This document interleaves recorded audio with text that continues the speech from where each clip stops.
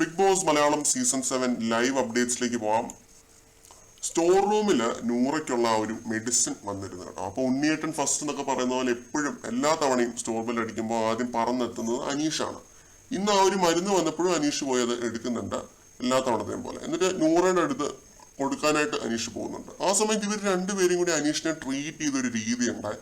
ആ മനുഷ്യനൊരു കടുംപിടുത്തക്കാരനാണെങ്കിലും എന്ത് പാവമാണെന്ന് നമുക്ക് തോന്നിപ്പോവും. ഇവരാട്ടിപ്പായച്ചു വിട്ടപ്പോൾ അനീഷ് പോയി സൈലന്റ് ആയിട്ട് വിഷമിച്ച് ഇരിക്കുന്നത് ഞാൻ കണ്ടതാണ് ലൈവിനകത്ത്. അത് കണ്ടപ്പോൾ എനിക്ക് സങ്കടം തോന്നി. ഒരക്ഷരം പോലും മിണ്ടാതെ ആ മരുന്ന് കൊടുത്തിട്ട് അവരുടെ വായിലിരിക്കുന്നത് കേട്ടിട്ടാണ് അനീഷ് അവിടെ പോയി ഇരിക്കുന്നത്. എന്താണ് പറഞ്ഞതെന്നല്ലേ പറയാം. നൂറ, എന്നെ ഇഷ്ടമല്ലാന്ന് മുഖത്ത് നോക്കി ഇന്നലെ നിങ്ങൾ പറഞ്ഞതല്ലേ, എന്നിട്ട് എന്തിനാണ് എനിക്ക് മരുന്ന് കൊണ്ടുവന്ന് തരുന്നത് എന്ന്. അവിടെ തന്നെ അനീഷിന് നല്ല രീതിയിൽ വിഷമമായി ഫീൽ ആയെന്നാണ് തോന്നുന്നത്. പിന്നെ അതിലെ പറയുന്നുണ്ട്, ഇഷ്ടമല്ലാത്തവർക്ക് മരുന്നൊന്നും കൊണ്ട് കൊടുക്കരുത്, നിങ്ങൾ പോസ്റ്റ്മാൻ അല്ലേ, പോസ്റ്റ് അവിടെ വെച്ചിട്ട് പൊയ്ക്കോ.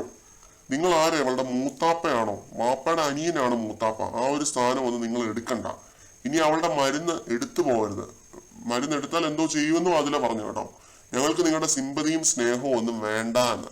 ഇങ്ങനെയൊക്കെ ഇവര് അനീഷിനോട് പറയുന്നുണ്ട്. പുള്ളി എന്ത് പാവമാണെന്ന് ഓർത്തോണം. സ്നേഹം ഇല്ലാത്തവർക്ക് ആരെങ്കിലും മരുന്ന് കൊണ്ടുപോയി കൊടുക്കുവോ? അതാണ് കോമൺ സെൻസ് ഉപയോഗിക്കണം. ഉള്ളിൽ ഇത്രയെങ്കിലും ഒരു സ്നേഹം ഉള്ളവരുടെ അടുത്ത് അങ്ങനെയൊക്കെ ചെയ്യത്തുള്ളൂ. എന്നിട്ട് എന്ത് അപമാനമായിരുന്നു അനീഷിന്. വളരെ മോശമായി പോയി കേട്ടോ. മൂത്താപ്പയാണോ, പോസ്റ്റ്മാൻ അല്ലേ ഇവിടുത്തെ. ഈ ആദില വന്ന അഹങ്കാരത്തിന്റെ ഒരു പീക്ക് ലെവല് കാണിച്ചുകൊണ്ടിരിക്കുകയാണ്. അത് ആരാണ് ആദിലയുടെ ഗെയിമിന് ഈ രീതിയിൽ ആക്കിയത് എന്നുള്ളത് നിങ്ങൾ ഓർത്തോണം.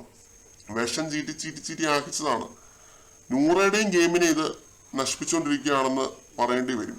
ആ ലെവലില് വെറുപ്പിക്കലാണ് ഇവർ രണ്ടുപേരും. ഇപ്പൊ പോയി നിന്ന് ഉച്ചയ്ക്ക് കഴുകേണ്ട പാത്രം രാവിലെ തന്നെ നിന്ന് കഴുകുന്നുണ്ട് ആദില.